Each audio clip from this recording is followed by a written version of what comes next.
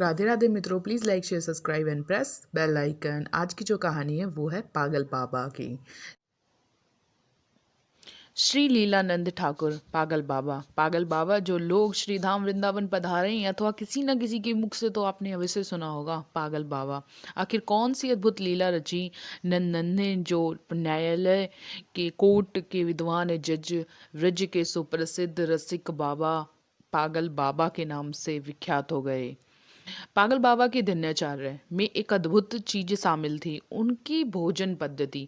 वो प्रतिदिन जो साधु संत का भंडारा होता उसके बाहर जाकर वहीं पर उनकी शीत प्रसादी यानी झूठन बटोरने और फिर आधा प्रभु द्वारकाधीश को अर्पित करते और आधा स्वयं खाते। लोग उनको बड़ी ही हे दृष्टि से देखते थे। पागल तो आखिर पागल ही होता है, पर प्रभु तो प्रेम के भूखे थे। एक दिन सभी साधुओं ने फैसला किया कि आज देर से भोजन किया जाएगा और कुछ झूठन भी नहीं छोड़ी जाएगी। पागल बाबा भंडारे के बाहर बैठे इंतजार कर रहे थे कि कब झूठी पत्तल बाहर फेंकी जाए और वो भोजन करे। इसी क्रम में दोपहर हो गई। भूख से बिलखने लगे। दोपहर के बाद जब बाहर पत्तल फेंकी गई तो उनमें कुछ भी झूठा नहीं था। उन्होंने बड़ी मुश्किल से एक पत्तल में पूछा पूछ कर उसमें कुछ झूठन इकट्ठी की और अब शाम हो चुकी थी। वो अत्यंत भूखे थे। उन्होंने वो झूठन उठाई और अपने मुंह में डाल ली, पर मुंह में उनको डालते ही याद आया, अरे आज तो मैंने बाके बिहारी को अर्पित ही नहीं किया। बिना भोजन के ऐसा कतई नहीं होगा। अब उन्होंने सामने एक बड़ी ही विषम स्थिति थी। भोजन को अगर उगल देते तो संत प्रसाद का तिरस्कार, और खा सकते तो क्योंकि प्रभु को अर्पित नहीं किया था तो वो कैसे खा सकते थे। इसी कश्मकश में वो मुख बंद करके बैठे रहे और प्रभु का स्मरण करते रहे। वो निरंतर रोते जा रहे थे कि प्रभु इस विपत्ति से कैसे छुटकारा पाया जाए।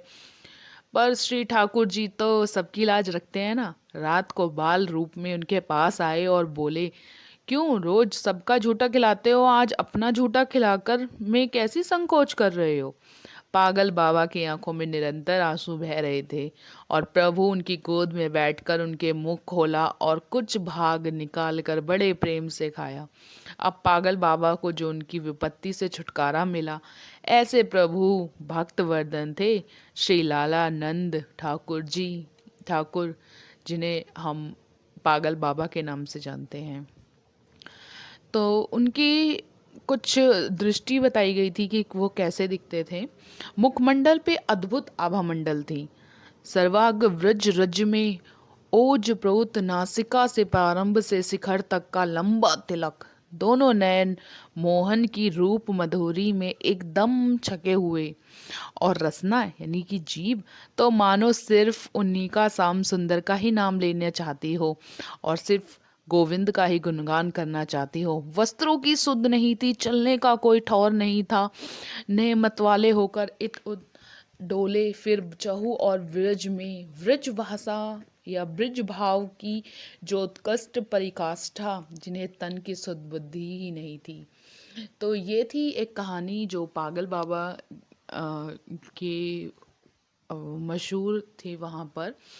तो ये पागल बाबा बता दें, इसकी पहले भी आपको यूट्यूब पर बहुत सारी है, तो ये उनमें से एक है जो उनके दिनचर्या से बताई गई है। तो फिर भी हम कहेंगे कि प्रभु किसी आडंबर के भूखे नहीं है, या उनके लिए हर चीज़ नहीं चाहिए, लेकिन अगर प्रेम से अगर आपको ठान लिया कि मैं रोटी खाती हूँ और मेरा पहला कोर अगर भगवान को जाए तो वही भगवान स्वीकार कर लेते हैं। बोलो श्री रज बिहारी बाके बिहारी लाल की जय। इसी तरह की मनमोहक कहानी व्रज की बिहारी की सुनने के लिए बने रहिए हमारे चैनल पर। Thank you.